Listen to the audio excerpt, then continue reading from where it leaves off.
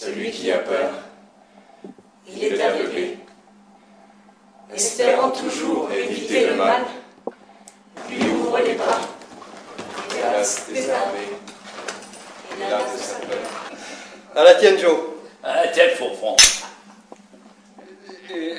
Et puis C'est vous l'incendiaire qu'on lui demande. Et on lui offre une cigarette.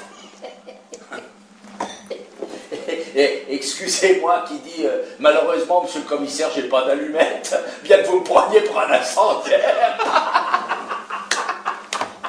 Monsieur Bonhomme craint les incendiaires, craint évidemment ce que les incendiaires veulent dire, des mouvements extérieurs, des tempêtes, des incendies, mais aussi surtout le changement qu'apporte le monde dans lequel on est. Et lui, par exemple, c'est une fable qui montre comment Bonhomme, finalement, il a moins peur de mourir que de changer. de l'argenterie. De l'argenterie, il y a une l'argenterie. Et du cristal. Mais quelle impression ça m'a fait! Tout le monde réagirait en fait comme Bonhomme. C'est un réflexe de peur, de se protéger, d'essayer de sauver sa peau. Je me demande bien pourquoi nous avons besoin d'une nappe. Vous le voyez bien, je n'ai pas le temps, Madame Valette, pas le temps de m'occuper des morts. Alors on a choisi un décor tout simple. C'est pas une maison qui est tout à fait construite et finie. Ça indique le style de maison dont Bonhomme est propriétaire. Il s'agit d'une maison en bois. C'était bien qu'on mette une maison en bois, comme ça il a 3 fois plus peur de l'incendie, évidemment. Mais c'est une ambiance d'une ferme retapée, suisse, une maison retapée tout en bois. On a gardé la traditionnelle table de famille avec ce qu'on a d'habitude, c'est le banc d'angle. C'est là qu'on se met pour manger, pour jouer aux cartes.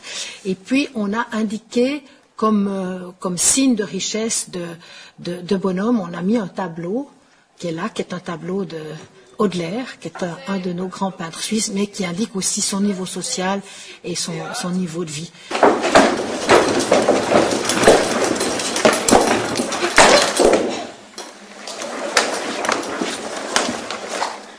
Déjà, ils sont deux à nous accuser. Deux vélorouillés qui sont à quelqu'un. La question du cœur parlé au théâtre, c'est toujours compliqué. Moi, ce que j'aime bien, c'est quand même de ne pas me défiler de la question du travail à l'unisson.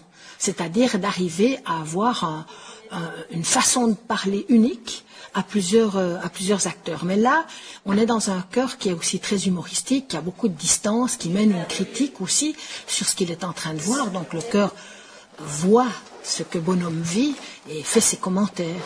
Et comme il s'agit d'un chœur de pompiers, puisqu'on est en plein incendie, il y a évidemment de la part de l'auteur toute une dérision dans ce chœur des pompiers. Celui qui a peur, il est aveuglé. Espérant toujours éviter le mal, lui ouvre les bras.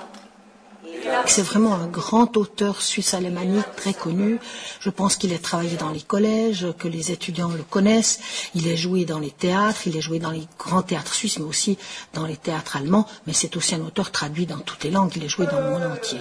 Et tu, par exemple, la mort. C'était aussi un grand architecte, mais il a eu surtout un regard très critique sur la Suisse. Il n'avait pas la langue dans sa poche, ni la plume d'ailleurs, et ça lui a valu d'être surveillé toute sa vie par les autorités suisses. Soyez francs, messieurs, dames. Depuis quand exactement savez-vous que ce sont des incendiaires?